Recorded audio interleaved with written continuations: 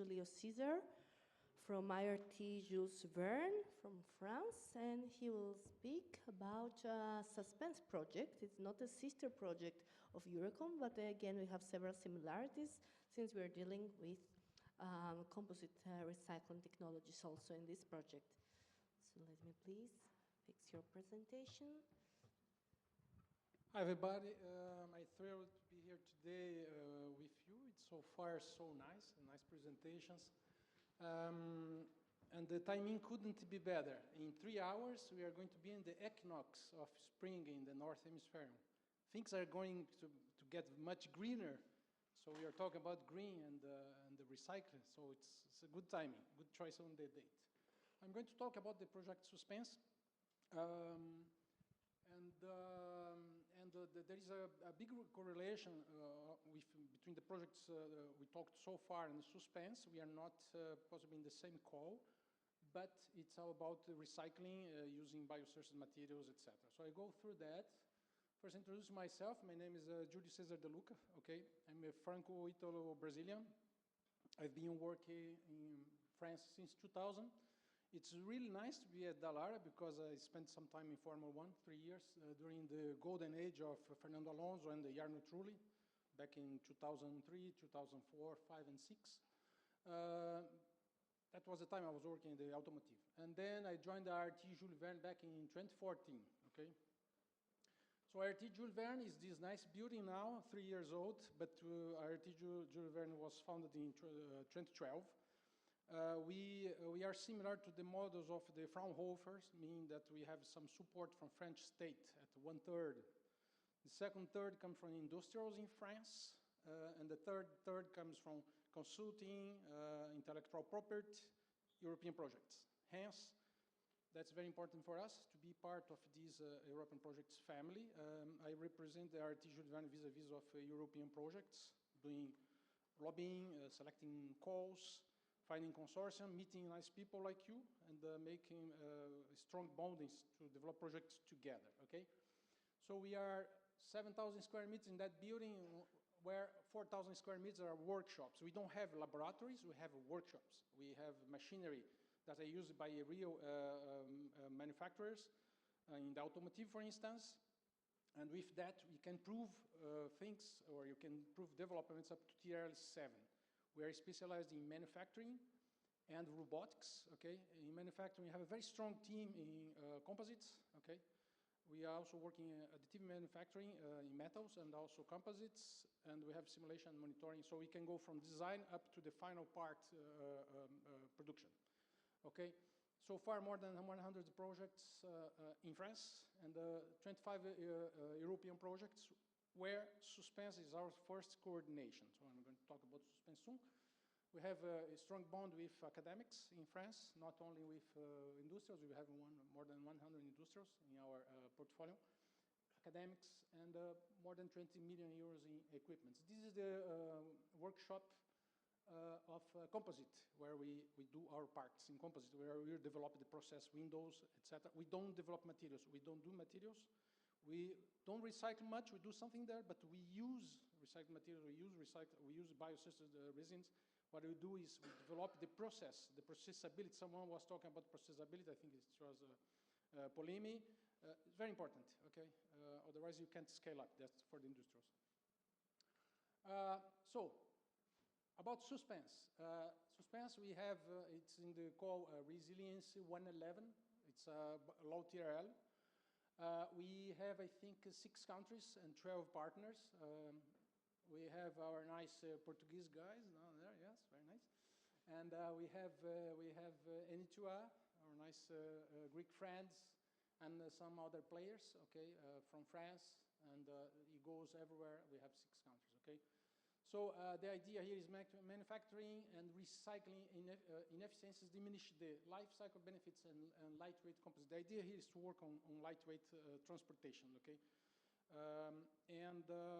What we do here in this project is we have some partners work in the materials, okay, fibers and resins. So we have these 2 materials. And us, IRT-JV, look into the manufacturability, doing prototype parts with these materials that were produced, okay? there is some animation here. Yeah, that's it. So most of, most of these carbon composites come from petroleum. It's a problem of sovereignty for Europe, because Europe doesn't produce much petroleum, We have the same problem with titanium. I went in a workshop recently in aviation, and they said in the next 10 to 15 years, about 20,000 airplanes will be at the end of life. So what we do with the composites in these materials, in these planes? Some of them will have wings in composites, etc. Today is not the case, but it will be soon. So what we are doing here today is to prepare for this future. We are not scalable yet, we're expensive on the recycling, etc., but we have to do that because Europe needs that, okay? So the idea here is, logically, we work in high-efficient process for manufacturing, development of biosourced materials and recycling, and we address, of course, like you here in this audience, the difficulty of this recycling. And this is a huge problem, because this is exponential now. These wind turbine blades are arriving at the end of life, and it's exponentially. It's going very fast. I think Polimi was showing this curve some minutes ago, and the thing is going fast. It's the same problem we're going to have with lithium-ion batteries for cars. It's going to get into exponential growth in a few years, okay? Basically, the Suspens approach is we go into ingredients, the materials, okay? Bio-based, recycled, and fast-cure materials. So the idea is, of course, to look into the processability of these materials as they are developed. Manufacturing process, so this is tackled by IRT-JV Suspens. It's energy efficient and multifunctional. This is the beauty of composites. They might be expensive, but you can add functionalities to the composites. You can reduce assembly. You can do many things, which is a bit more complicated to do with metals, okay? So they might be expensive, but we can reduce manufacturing costs in many cases by reducing the number of assemblies, for instance, okay? And the treatment of end of life, the separation, reprocessability, etc., okay? 3 use case, Composite is a French company.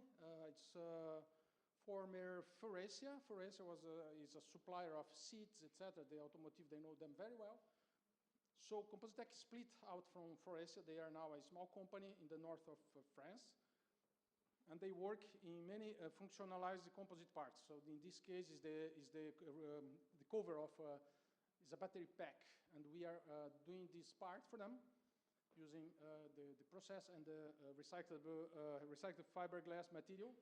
And we are also adding a grid inside of the material to make it Faraday cage, so you avoid the EM issues on that, okay? Then we have our nice Portuguese guys, obrigado, that are on the boats. They love it. They are very nice down there with those boats, and they are doing this part using recycled materials as well, okay? Not only the cabins, but also the boats.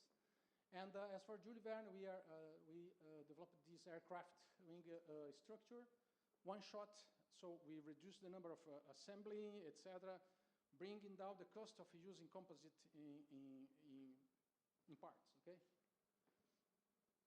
So 2 kinds of resins being worked there. It's epoxy with 95% of bio content. Why 95? Because the other 5 we need to use something coming from fossils, unfortunately, but 95 is not too bad, okay? And then also bio-based unsaturated polyester, more or less 50% there is bio-based, okay? Those companies before are the companies work on this. University of Côte d'Azur in France, we have Orineo, Megara Resins, and Syntex Bell from Belgium, for instance, okay? You took the photo? Okay. Then materials, biosourced and recyclable fiber. So here we're talking about materials, not process, okay? The idea here is there are some developments in lignin, using lignin to produce the precursor fibers, and then carbon fibers. So we have our Syntex Bell and Tua work on that. After I'm going to show something nice from them. And also the production of a continuous staple yarn from waste, carbon material, okay, carbon composite, University of Dresden, and that together with us, because then we use that to do our part. Then we have a process here they pick up these end-of-life composite blades, to produce the glass fiber, okay? That's Lipex who is doing that, and then we can have the final material to be reused. And this is very nice. This is one from Automotive from Finland. They use some hotel towers and stuff like that to take the material and to transform that in fibers. It's really interesting. Here we have manufacturing. So I was talking about materials before, and here's manufacturing. So here's the part we are doing at the IRT Jules Verne. We did already on a prototype, but not properly using all recycled materials, and we are going to do a second one with recycled materials. This project is going to finish in 4 months, okay?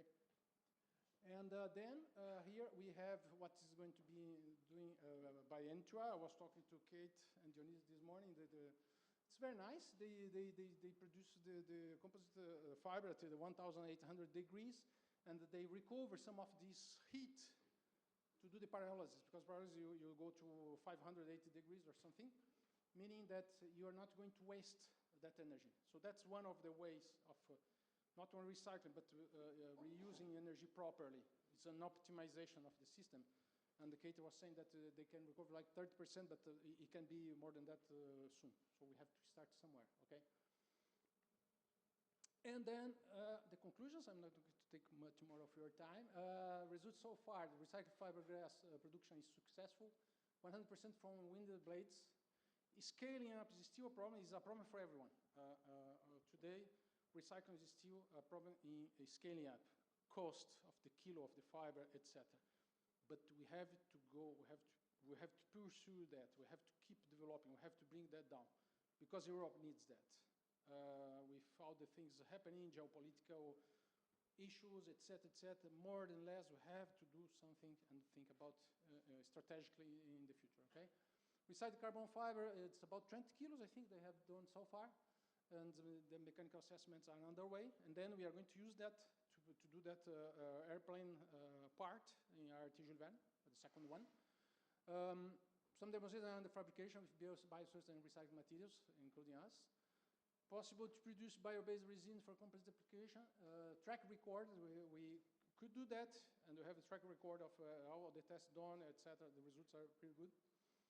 A drawback for us is the carbon fiber from Linyin. PA-based was not very successful. The results after some tests, the fibers are not of a really good quality. It needs more development there, unfortunately.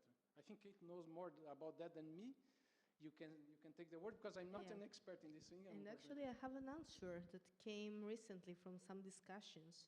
So mainly it was an issue with the polymer selected to start this compounding. Nice. It cannot be actually stabilized and carbonize the polyamide itself. Okay. So we started with the wrong basis. I see. But okay. Food for thought for our next steps. Next steps, yeah. Okay. So next steps, need industrial scale up, everything. Here needs next scaling up to make it competitive against petrol-based materials. We have to get rid of petrol. We have to start that at some point. We are doing that now. It's low TRL, but we have to scale up. Need to pursue the development for processability into large composite structures, because we're doing small parts now. If you go for a real big wing, etc., how is that going to work? We don't know yet. And we are going to have a presentation. We have an eco-composite cluster, which are the sister projects of this SUSPENS project. They are going to Oslo in June to present some articles at the ECCM. We have one from IRT Jules Verne. I know that Kate is going to be there as well, and there will be some others. So if some of you are lucky enough to go to Oslo in June should be a good weather there. It could be nice, I think. Okay. And that's it. This is the project technical coordinator of the project at IRT Jules Verne. He's an expert in composites. And Lucy, she looks into the administrative stuff, etc.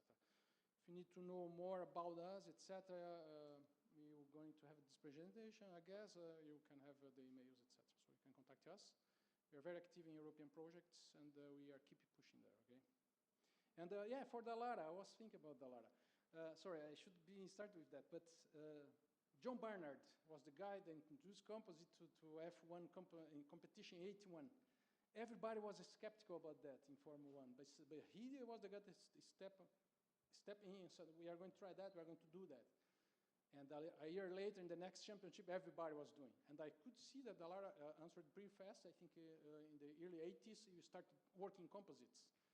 And today, 85% of the structural parts of the car in volume is carbon composite. So it's very important. Congratulations for the Lara. It's very nice to be here. Thank you very much, guys.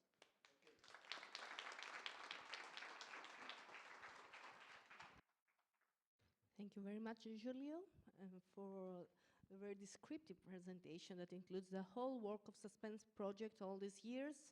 The project is also close to its end, right?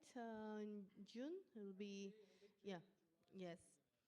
So it'll be also a session in ACCM conference in Oslo where all the research studies from SUSPENS Project will be presented there, as well as other projects of the same core topic. So we will have a session that the sister projects will participate and show the research results.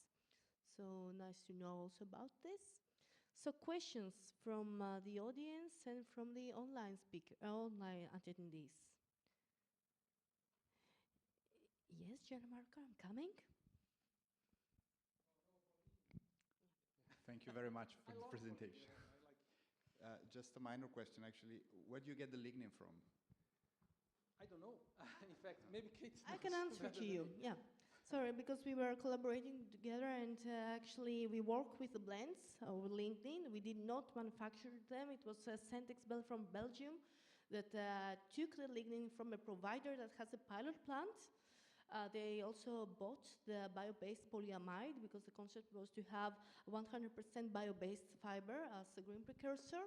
So it was a company that I can check the name and give it then to you because it's outside the consortium, so they were just material providers. But they had a pilot plant that did not have consistent quality. So we got every time different batches with different properties that made a lot of trouble during both the compounding and the stabilization. So yeah, this was the issue, and we know that there are some inconsistencies in terms of the quality of lignin provided. And I will give you the details of the company later on. Yeah. We should collaborate also in presentations, in joint presentations. So we did it with Mehdi. It's nice that we can do it also here. Yeah, Mehdi could not be here today. Yeah. So don't worry, we'll be together in Oslo. Other questions? No?